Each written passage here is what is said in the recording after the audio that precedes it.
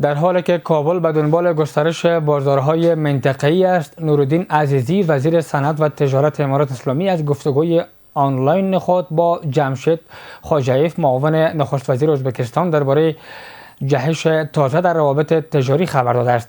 روابطی که در سالهای گذشته با رشد صادرات زغالسنگ، مواد غذایی و انتقال برق به یکی از محورهای مهم همکاری اقتصادی میان کابل و تاشکند تبدیل شده است. اکنون دو طرف از افزایش چشمگیر حجم مبادلات و برداشتن موانع تجاری سخن میگویند. اما آیا این رایزنی‌ها میتواند تجارت افغانستان و ازبکستان را وارد مرحله تازه و بی‌سابقه کند؟ سلام، به این ساعت خبر از یک خوش آمدید. در این مورد بیشتر بحث میکنم با آقای دکتر عبدالهادی فرهنگ، آگاه امور اقتصادی که از آلمان با ما وصل هستند. سلام آقای فرهنگ، به بحث خوش آمدید. آیا گفتگوهای تازه میان کابل و تاشکند میتواند حجم تجارت دو جانبه را افزایش دهد به نظر شما؟ سلام، حضور مبارک شما و همکاران محترمتان و تمام بینندگانتان در سراسر جهان عرض ادب و احترام دارم و قبولی طاعت عبادت در ماه مبارک رمضان براتون آرزو دارم. خدمت عرض کنم که امی باب و یک وسیله و یک ارتباطی را که جناب عزیزی وزیر محترم تجارت و صنعت افغانستان ایجاد کرده با کشورهای CIS، آسیای میانه، ازبکستان، ترکمنستان، قزاقستان، تمام کشورهای آسیای میانه، این خود همین فصل باب یک حالت بسیار خوبی است. یک حالتی است که ما را از بحرانای که ما به خشک هستیم، از دیدگاه ژئوپلیتیک ما مشکلاتی به دریا دسترسی نداریم و ما یگانه راهی داریم که باید دمو شریکای استراتژیک خود همیشه در تماس باشیم و همیشه واره باش ارتباطات خوبی ایجاد بکنیم، بخصوص دستاندرکاران اقتصادی و تجاری، وزران محترم، وزیرای محترم، وزیر محترم تجارت. این مسئله بسیار مفیدی است که ما را از انزوا، ما را از بحران‌های در حالتی که به میان میاد، مثلا ما بحران داشتیم با پاکستانی ها، مرزهای ما تا الان بسته هستند، بسیار مشکلات دیگه بود، اما خوشبختانه دریچه خوبی را که برای ما باز کرد. شما میدانید که آسیای میانه در زمینه‌های مختلف بهترین هستند. مثلا در صادرات گندم بعد از کانادا، قزاقستان 22 میلیون تن اکثرا در سال این صادرات مازاد داره که باید گندم صادر بکنه و دشتای قزاق و او عظمت بزرگی تمام صادرات گندم داره. ازبکستان تمام میوه‌های مواد غذایی داره. ازبکستان راه ماست و حیرتان راه ماست که ما را وصل میکنه از طریق حیرتان به ازبکستان و روسیه و از این طریق این تا فنلند و به سویدن اروپا ما را وصل میکنه. از قدیم الایام تجارت مختلف از کشمش افغانستان شروع تا تمام اجناس افغانستان از این طریق با روسیه و با فنلند صادرات میشه، تا پوست، تا قرقل، تا دیگه اجناس مختلف. به او خاطر امی نگه داشتن و در ایجاد دوستی با یا توسط آقای عزیزی بسیار که حرف منطقی، حرف بسیار خوب و قابل ستایش و قابل تقدیر است و بعد دستاندرکاران امارات اسلامی در تمام زمینه ها باید از آقای عزیزی تقدیر کنند که امی ایجاد کرد که وقتی پاکستان مرزش بند شد بالای افغانستان فشار نامد و او گندم فراوان ازبکستان مسالمت از قزاقستان، از ازبکستان اجناس مختلف. به او خاطر کار بسیار شایسته شد.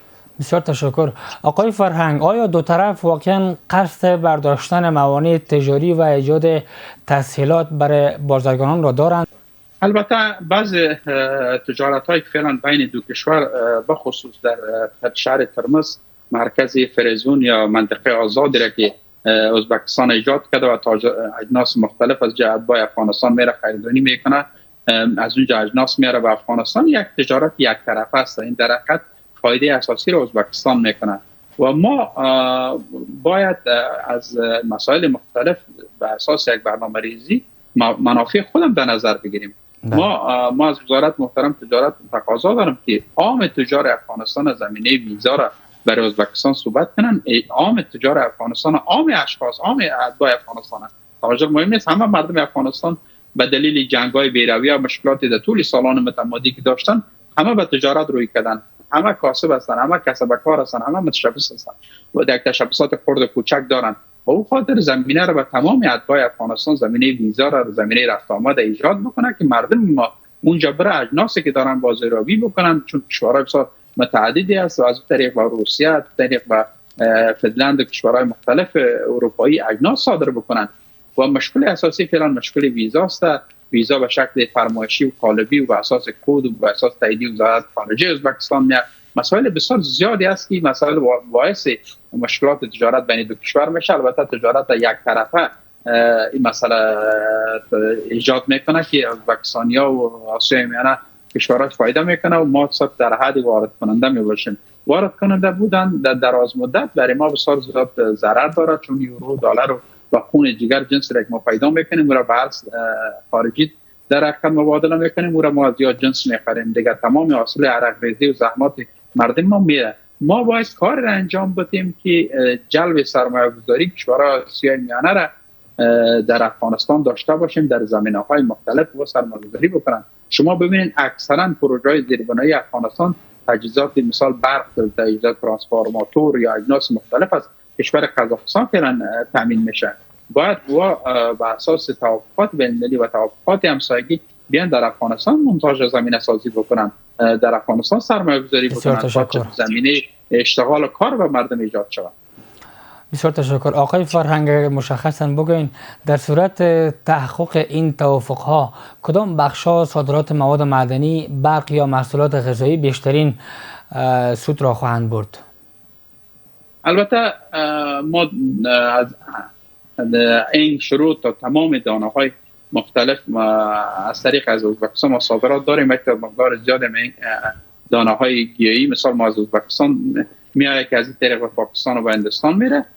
صادرات مختلف است. ما فعلا معادن افغانستان البته به ازبکستان زیاد میره، از مثال ریفاینری‌های نفتی شروع تا معادن سنگ آهن یا اجناس مختلف دیگه میره و ما منعکس یک کسی که در این مسئله کارشناس هستیم. ما تقاضای ما است که تمام معادن و اجناس افغانستان در داخل ریفاینری شود، در داخل بسته‌بندی شود به شکل بسیار شیک مثل طلا ارزشمند شود با صادر شود. اگه ما مثلا مواد خام صادر کنیم مثل کشورهای افریقایی میشیم، افریقا هم به چینایی‌ها مواد خام صادر کردن همه معادنش به میجوره به شکل گودالای بزرگ باقی ماند و او کشورهای فایده هم نکردن. اجناس او برد و به شکل اساسی پروسس کرد، ریفاین کرد، معادن فروخت به تمام دنیا و از یا به شکل خاک خرید. او خاطر معادن افغانستان یا اجناس دیگه که شما سوال کردین با اینجا ما صادر بکنیم ضرر ماست.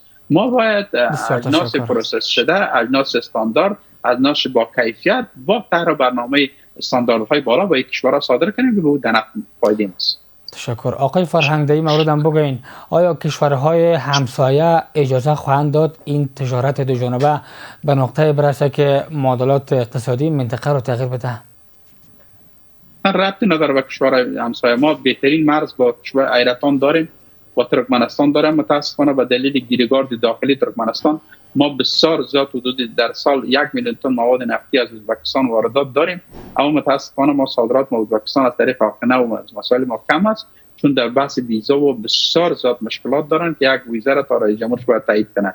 ما مشکل داریم. اما در ازبکستان از زمانی که آقای شوکت میرزایوف آمده یک دید اقتصادی و تجاری بین افغانستان ایجاد شده و مرز بسیار خوبی ماهرتان هم قطار ریل میره و هم زمینی.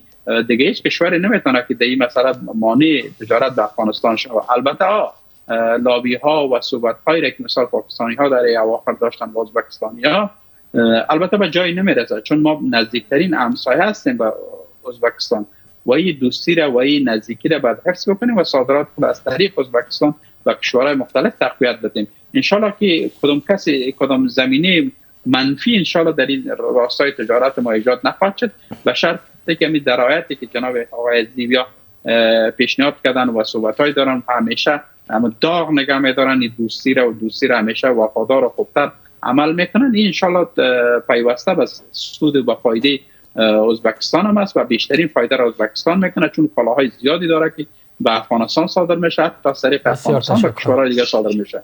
تشکر از شما.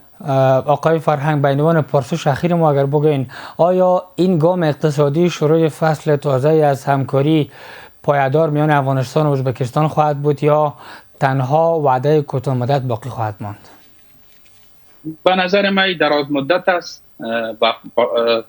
ازبکستان تا زمانی که دیدگاه‌های اقتصادی جناب رئیس جمهور شوکت میرزایف باشه که دید بسیار خوب اقتصادی داره به افغانستان، دیدگاه های ازو باشه و حکومت ازو باشه، دولت ازو باشه و افغانستان به دوستی و ایجاد روابط نیکی را که کرده بسیار پایدار است و انشالله پروژه افغان ترانس هم راه اندازی میشه و پروژه های دیگه فعلا که صدر دست است یا راه اندازی میشه و این توسعه اقتصادی بین دو کشور بخصوص کل کشورهای آسیای میانه انشالله در رأس ازبکستان و قزاقستان بسیار توسعه خوب میده. شما ازبکستان و قزاقستان میتونیم بسیار روابط خوبی تجارتی ایجاد بکنیم. تشکر از شما. بسیار تشکر آقای دکتر عبدالهادی فرهنگ، آگاه امور اقتصادی که فرصت دادین. پایان خبرهای این ساعت از یک. وقتتان خوش. خدا نگهدار.